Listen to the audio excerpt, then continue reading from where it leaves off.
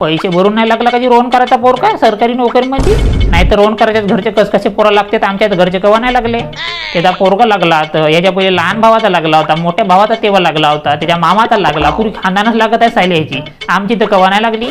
आता जाऊन येतो कलेक्टर कंप्लेंट टाकतो याच्या नावाची पुरी खानदानाची. कोर्टचा अभ्यास ना कोर्टचा का करत होता बे तो? निवड दुकानामध्ये लंबे लंबे गोष्टी फेकत राह आणि पोऱ्यावर फिरत राह. कसा नोकरी येऊ लागला का हरकंड्या बेटा?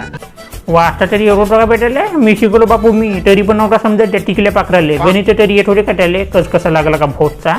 एकने किती होटेत म्हणे मी त्याले तर 2 होटेत म्हणे 11 8 बे एकने. माझा पोरगा बाई 40-50 वर्षापासून सरकारी नोकरीची तयारी करताय, पण माझ्या पोराला सरकारी नोकरी नाही लागली. नाही तर रोहन करायचा पोरगा 1-2 वर्ष झाले त्याला तरी सरकारी नोकरी लागली. पैसे भरले असतील ना मस्त जुगवा म्हणून लागली त्याले. माझ्या पोरगा बाई दिवसातून 30-40 तास अभ्यास करताय, अगाली नाही जा मुताले नाही जा अभ्यास करताना. माझ्या पोराच्या बापांचा सरकारी नोकरीमध्ये लागला रोहन करायचा पोरगा. त्याला प्रश्न विचारला ना एक दिवस का माणसाच्या डोक्यावर किती घेत राहते रे सांग रे बापू म्हणून, तर त्याला याचा उत्तर नव्हता माहिती. तर तो पोरगा लागू शकते का नोकरीमध्ये सांग बरं तू.